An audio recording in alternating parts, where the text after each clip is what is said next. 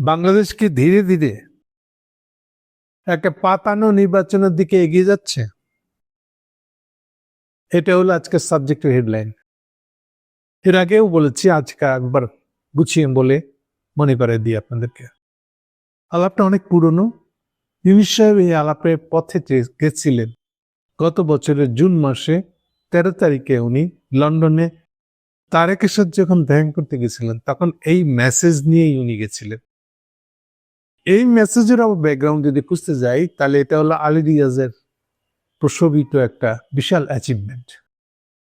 অ্যাচিভমেন্টটা হলো এই, ইনারাই গেছিলেন যে সংস্কার নিয়ে ঐক্যমত্য মিটিং ডাকছিলেন রাজনৈতিক দল নিয়ে। ফলাফল হয়েছিল অশ্বলিম্ব। ওনারা যখন টের পান যে তারা কিছুই করতে পারতেছেন না, স্ট্রেট কাট বললে কিছুই করার যোগ্যতা তাদের নাই, তখন তারা উপায়ন্ত না দেখে, খেয়াল রাখবেন ওটা জুন মাস, মানে ইতিমধ্যে ওই সরকারের আয়ু 10 মাস হয়ে গেছে, কিন্তু বলার মতন কোনো সাফল্য দেখাতে পারেন নাই, না সংস্কার না বিচার।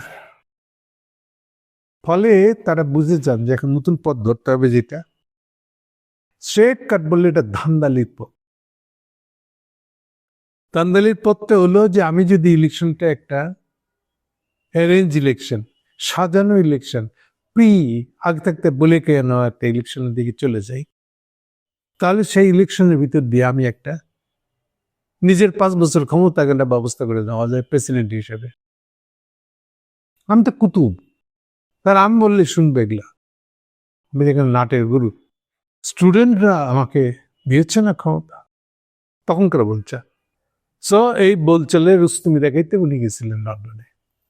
সেইটা এখন ধীরে ধীরে পল্লবিত হয়েছে, আরো বেশি করে ফল ফুলে নিজেকে হাজির করছে, করে শেষের দিকে এখন আউলায়, মানে এমন আউলায় গেছে, তারেককে নিয়ে ইউনূস সাহেবের সাথে একটা টানা হাঁচড়া চলতেছে। একদিকে ইন্ডিয়া টানতেছে তারেককে, আর এইদিকে ইউনূস টানতেছেন তাই। বাইরের দিক থেকে দেখলে জিনিসটা হলো যে ইউনূস চাচ্ছেন তার এই অ্যারেঞ্জ সিট ভাগাভাগি, আমরা বাংলায় বলাটা ভালো, আসলে অ্যারেঞ্জ বারে বারে বলতে ভালো লাগছে না। অ্যারেঞ্জের বাংলা হলো আসলে সিট ভাগাভাগি। ইভেন এটা 2007 সাল 8 সালের শেষের দিকে, 7 সাল পেরিয়ে 8 সালের দিকে 111 গভর্নমেন্ট, যেটা 8 সালের শেষে তারা হাসিনাকে একটা অ্যারেঞ্জ ইলেকশনের মাধ্যমে ক্ষমতা এনে দিয়েছিল 2/3 মেজরিটি দিয়ে। ওই সরকারটা মঈন আর হাসিনার সরকার বলাটাই বোধহয় ভালো। এইভাবে অ্যারেঞ্জড হয়েছিল ইলেকশনটা। মাঝখানে রেফারি ভূমিকায় ছিলেন আমাদের ইন্ডিয়ার কাকাবাবু মধ্যস্থতা করে দিয়েছিলেন। পরস্পরকে যে বিশ্বাস করবেন তার কি গ্যারান্টি? গ্যারান্টার ছিলেন আসলে কাকাবাবু। তো ফলে একটা অ্যারেঞ্জ ইলেকশন করে দিয়েছিলেন, ওটাও একটা অ্যারেঞ্জড। কিন্তু ওই অ্যারেঞ্জের মুখ্য বিষয় ছিল কাকে ক্ষমতা আনা দেওয়া হবে, কি ভিত্তিতে, তার একটা অ্যারেঞ্জ। আর এবারকার অ্যারেঞ্জটার যে পরিকল্পনা ইউনূস সাহেবের মাথায় আছে, সেটা হলো যে, 1 হলো যে তাকে প্রেসিডেন্ট বানাইতে হবে, 2 হলো তারিখকে প্রধানমন্ত্রী দেওয়া হবে, 3 হলো জামাতকে ওর সাথে সামিল করে নেওয়া হবে, আর যারা খুচরা থাকবে তারা দুধবাক, খুব ক্লোজ কেউ থাকলে পরে 2-1টাকে দুধবাক পৌঁছাবে, এমপি টিভিও বানানো যেতে পারে, মন্ত্রী দেওয়ার সম্ভাবনা খুবই কম, বড় যে এমপি পর্যন্ত বানানো দিতে পারে 2-4টাকে। এই হলো অ্যারেঞ্জ ইলেকশনটা। ইউনূস সাহেব যখন শুরু করছিল এটা জুন মাসে 2025, তখন উনি লন্ডনে গিয়ে প্রথম যে অফারটা দিচ্ছেন, ওখানে সিট ছিল মাত্র 100টা। ইউনূস সাহেবের প্রস্তাবের মধ্যে সিট ছিল 100টা, বিএনপির জন্য বরাদ্দ। তারেক মানে নাই, কিন্তু আচ্ছা আগাক না, দেখ পানি সব ঠিক হয়ে যাবে। এরে বাড়তে বাড়তে একসময় উল্টা তারেক এটা দাবি করে বসছিল 200টা। সেইখান থেকে এখন এটা যে জায়গায় গেছে, তাহলে আচ্ছা সিটটি রাখেন, তারেক প্রধানমন্ত্রী হবে কিনা এর চেয়ে প্রসঙ্গ। ইউনূস সাহেব পুরো ব্যাপারটাকে দেখতেছে, এটা তারেক হবে কি হবে না ওটার চেয়ে বেশি ইম্পর্টেন্ট না উনি রাষ্ট্রপতি হতে পারছেন কিনা, এটাকে বেশি জোর দেয়। নিজের মনের শঙ্কাও ছিল, এই যে আমি অ্যারেঞ্জটা করবো, তাহলে এবার ইন্ডিয়ার সাথে তারেকের যে সম্পর্ক, ওটাকে কি করে এর ভিতরে ঢুকাবো। এই খচখচা লাগে, পায়ে কাটা ঢুকলে যেরকম হয় না, জুতাটা পরেও আছেন, জুতার কোনা দিয়ে কাটা বিঁধতেছে, খুলতেও পারতেছেন না, আবার পায়ে জুতাটা পায়ে দিয়ে হাঁটতেও পারতেছে, একটা অবস্থা। এই খচখচানি জায়গাটা ছিল আসলে এই ট্রয়ের সম্পর্ক, ইন্ডিয়া, তারেক আর ইউনূস সাহেব কে কার দিকে টানবে, এটারই একটা টানা হেঁচড়া যাতে কম করতে হয়, এটাকে আপোষ মীমাংসা করার জন্য খলিল সাহেব ইন্ডিয়া গেছিলেন, কিন্তু সেটা তো আরেক দিকে চলে গেছে। চলে যাওয়ার পরে উল্টা ইন্ডিয়ার সাথে খলিল মানে ইউনূস সাহেবের সম্পর্কটা একটা পিতা হয়েছে, এমনই চিন্তা যে যা তো লাগবো না, আমরা নিজেই ডিল করে নেবো, আমরা চরম অ্যান্টি ইন্ডিয়ান হয়ে যাবো। এইটারই পরিণতি আপনারা দেখতেছেন এখন বাংলাদেশের রিচ এখনকার সময়। যে কেউ অ্যান্টি ইন্ডিয়ান পলিটিক্স নিয়ে আসবে, কিছু করে দেখাইতে চাইবে, সে বাংলাদেশের মানুষের সমর্থন পাবে। এখন তাতে যে করতে চাচ্ছে তার মাথায় যে শয়তানি থাকবে না, এখনকার অবস্থাটা তাই। এটা নিয়ে অনেক কথা বলা যায়। প্রথম কথা হলো, যদি অ্যারেঞ্জ ইলেকশনের নায়ক হতে চান, সাজানো ইলেকশনের নায়ক হতে চান, তাহলে আপনি ইউনূসকে, তাহলে হাসিনার চেয়ে আপনি ভালো কোথায়? হাসিনার 3-4 বারের সাজানো ইলেকশনে খারাপটা ছিল কি? হিসেব এখানে মুখে ক্লিপ মারছে, কথা বলতে চান না, এ নিয়ে কোনো কথা বলতে চান না। এই ব্যাপারে যতটা না তারেককে উনি রাজি করেছেন, তার থেকে বেশি রাজি হয়েছে আবার শফিক সাহেব। প্রমাণটাই হলো যে শফিক সাহেব গিয়া তারেকের সাথে দেখা করতে গিয়ে, তার মা মারা যাওয়ার পরে দেখা করতে গেছেন, গিয়ে তারেকের সাথে যে আলাপ হয়েছে আমরা দেখতে পাচ্ছি বাইরে দিক থেকে, ওটা ব্যাখ্যা দিচ্ছেন যে উনি কথা বলতে গেছিলেন তারেকের সাথে একসাথে ইলেকশন করা যায় কিনা। উঠে ইউনূস সাহেব ওনাকে আরেকবার বলে পাঠাচ্ছে, আসলে ঠিক তাও না, আমাদের শফিক সাহেব বুঝে উঠতে চাচ্ছিলেন যে ব্যাপারটা তারেক জানে তো, মানে হলো অ্যারেঞ্জ ইলেকশনের জামাতের আপত্তি নেই। কি তার তামসার কথা দেখেন, উনি খালি নিশ্চিত হতে যাচ্ছিলেন, উনি যা বুঝছেন ইউনূস সাহেবের সাথে কথা বলে তারেকও তা বুঝছে তো, নাকি তারেকের ব্যাখ্যা বড় আলাদা আছে।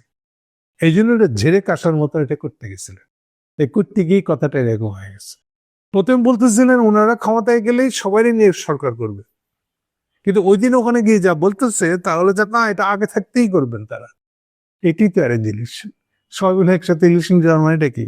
অনেকে আছে কিছু বুঝে নাও বুঝে শব্দটা শুনছেন, বিকল্প ভাবতেছেন। ইউনূস সাহেবের বিকল্প হলো বিপ্লবী সরকার। কেউ জানতেছেন না বিপ্লবী সরকার জিনিসটা কি। এইটাই হলো ইউনূস সাহেবের নিজের তৈরি নিজের বিকল্প। ওটাই আপনারা ভাবতেছেন যে এইবার হাদির নেতৃত্বে আমরা বিপ্লবী সরকার করবো। দেখছেন কোথেকে কি গেছে, সব আলাদা বেলাইছেন আপনারা, জেনে না জেনে যে ইউনূস সাহেবের পক্ষে কাজ করে ফেলাইতেছেন, অ্যারেঞ্জ ইলেকশনের পক্ষে কাজ করে ফেলাইতেছেন আপনারা। কাজে দয়া করে এই বিপ্লবী সরকার শব্দটা শুনলে এখান থেকে দৌড়ে দেবে। মজার কথা হলো যে এটা শুনে আমার কাছে আসেন আগে, আচ্ছা ভাই বিপ্লবী সরকার জিনিসটাকে একটু বুঝান। ও ভাই এটা কি আমি বলছি আপনাদেরকে? বিপ্লবী সরকার তো আপনারা বুঝছেন, বিপ্লবী সরকার মানে ভাবছেন এটা তো ইউনূসের কোচর থেকে বাইরে যাবেন আপনি, তার কন্ট্রোল থেকে বাইরে যেতে পারবেন, তার উপায় হিসেবে দেখছেন আপনি। ভুল। এই ইউনূস সরকার এই জগাখিচুড়িটাই তো ইউনূস সরকার নাম দিয়ে বলে না, অন্য নামে বলে আর কি, কিছুই নামে বলে না, অ্যাজিব দেখাইতে চায় যে সে একটা ইলেকশন ঘটাই দিছে। সো ইউনূস সাহেবের দিক থেকে দেখলে তার মেইন টার্গেট হচ্ছে নিজের প্রেসিডেন্সি, এবং সেইটুকুর অর্থে তারেককে ধরে রাখা। আর জয়শঙ্কর চেষ্টা করতেছে আগে আমাদের সাথে ডিল, তারপরে তুমি তার ইউনূস সাহেবকে কেমনি ডিল করবা, কি আলাপ কথা হবে, আদৌ হবে কিনা উই ডোন্ট নো। এই পুরো ঘটনার ভিতরে তারেকের প্রতিক্রিয়া হয়েছে এমন, অনেকটা ডেসপার্ট, সবাই তো আমার পায়ে ফুল দিচ্ছে, তাহলে তো আমি অনেক বড় হয়ে গেছি, আমি কেন ওদের কথা শুনবো, অনেকটাই দেখো। আজকে জগন্নাথ ইউনিভার্সিটিতে ইলেকশন হচ্ছে, সেইটাকে নিয়ে অলরেডি ছাত্র দলের যে সমস্যা দাবরানি, এটাতে মনে হচ্ছে যেন এটা তারকে যেন আসলে বিপজ্জনক। যদি গত যতগুলা ইউনিভার্সিটি ইলেকশন হয়েছে তার সবগুলোতে জামাত ইসলাম মানে ছাত্র শিবির জিতেছে, একটা বা দুইটা সিট পাইছে অন্যেরা। এই অবস্থা যদি ইলেকশন আগ দিয়া যখন ইউনিভার্সিটিতে হয় সেটা তারাকের জন্য অস্বস্তিকর। আবার এটা একটা ব্যাখ্যা দিতে হবে। আগের বার তো কোনো মতে ব্যাখ্যা মুখা দিয়ে এটাকে চাপা দেওয়া গেছিল, এখন কি আর এই ডরে সম্ভবত না বলা ইঙ্গিত উনি কিছু একটা দিয়েছেন, যে কারণে সবচেয়ে অ্যাগ্রেসিভ এখন আজকের দিনটাই জগন্নাথ ইউনিভার্সিটিতে ছাত্রদল। আর ততদিক ইউনিভার্সিটি কর্তৃপক্ষ যারা অ্যারেঞ্জ করেছিল ইলেকশন, ইউনিভার্সিটির ভাইস চ্যান্সেলর সহ সকল টিচার স্টাফ, মনে রাখবে যত ইউনিভার্সিটির চাকরিটা দুর্বল, কম বয়স্ক ইউনিভার্সিটি, তত মাস্টারদের ভিতরে অস্থিরতা। আপনি খেয়াল করে দেখেছেন অলরেডি দৌড়দৌড়ি শুরু হয়ে গেছে। বিএনপির হাত ধরে কে কার আগে ভাইস চ্যান্সেলর হইতে পারবে, এটা একটা প্রতিযোগিতা আছে। আরটা হচ্ছে কে হলো জাতীয়তাবাদী শিক্ষক ফোরামের নেতা হইতে পারবে তার ইউনিভার্সিটি। সো যত নেতা হইতে পারবে তত বড় পোস্ট, তত নাহলেও ডিন হয়ে যেতে পারবে। বলে কার আগে কে, ভাই আমাকে একটা টিকিট,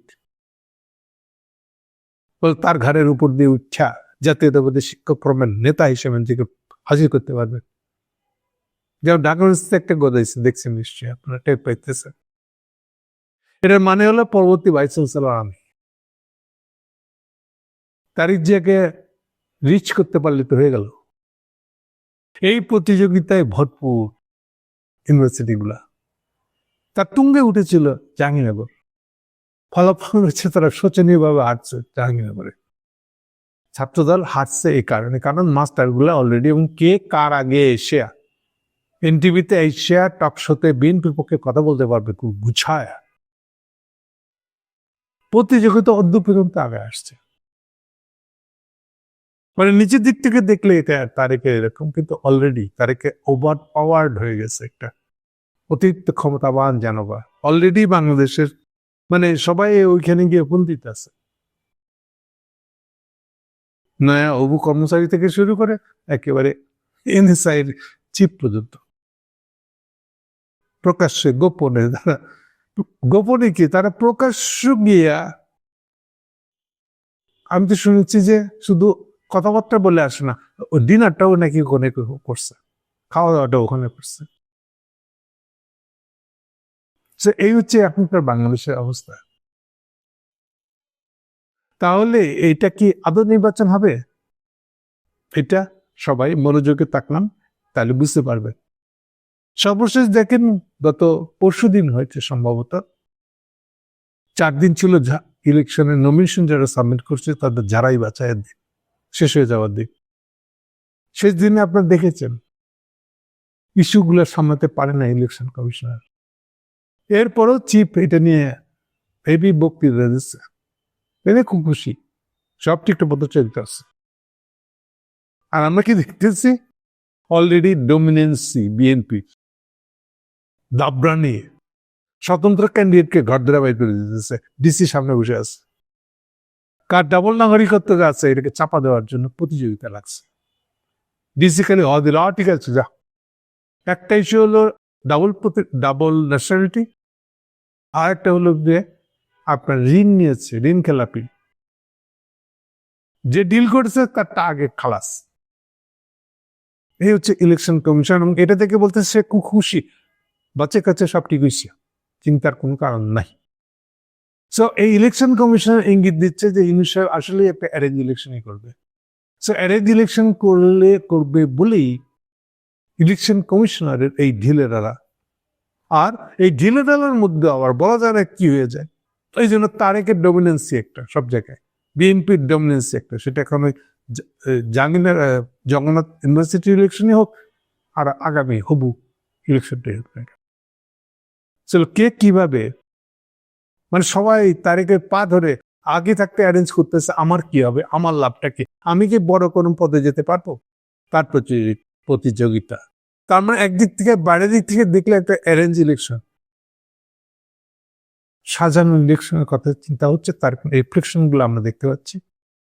আর এটারই আবার আরেক ধরনের ঝলক দেখাচ্ছে আমাদের election commissioner, chief election commissioner বলতে চাচ্ছে যে আরে অ্যারেঞ্জ ইলেকশন আবার এত নমিশন এত কাছাকি, আমরা তো দিবানি, তার যাকে তাকে উস্তাদে যেভাবে বলবে সেইভাবে নির্বাচিত ঘোষণা করব। তাহলে আর এত ইলেকশন নিয়ে এত কথাবার্তা কি?